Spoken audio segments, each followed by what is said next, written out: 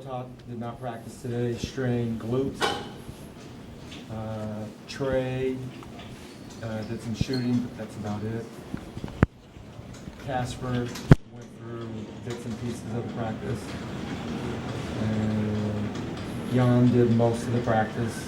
Who else do we have? Anybody else? Those four? Strained glute, would that affect him for tomorrow? We'll see how he feels tomorrow morning. Don't know yet, but we'll see how he feels tomorrow morning.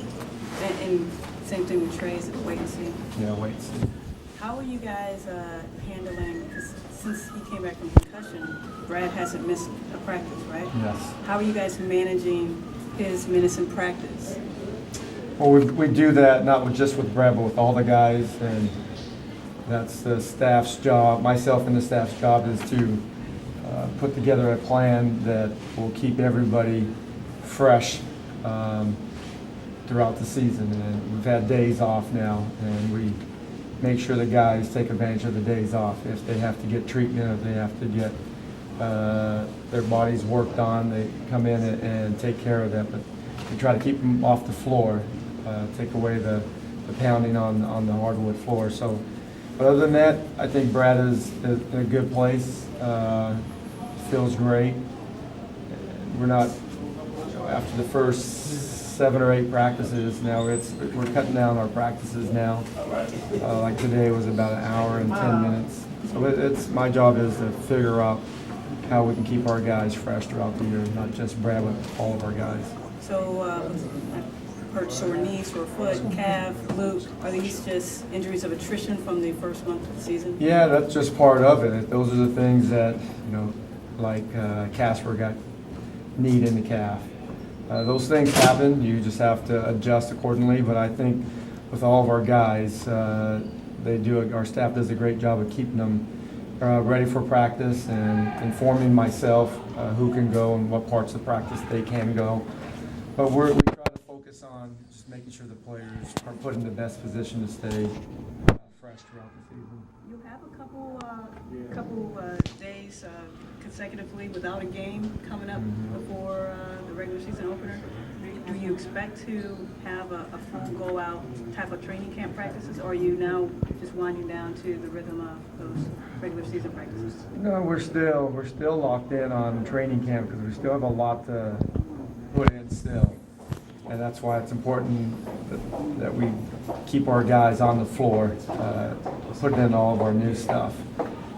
But we still have a lot of time. We still have a couple more weeks before our first game. But we're still in training camp mode, but the practices are not as long as they were earlier in training camp. How pleased are you with the young guys in Oubre as we progress through preseason? I think our young guys have been great. Those are the guys that are trying to make the team. They're fighting for their professional life. They've been really good. They bring such great energy and enthusiasm that it's contagious. They're our guys. They're excited to be here.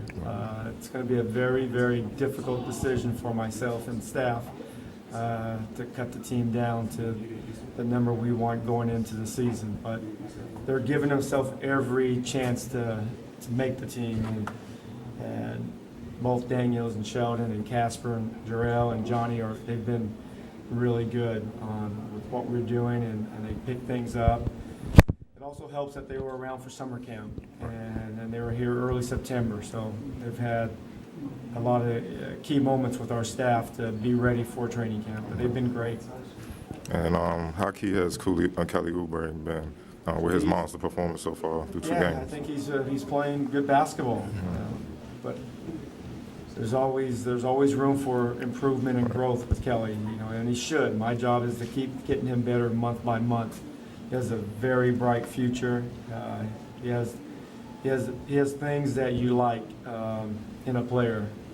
He has athleticism.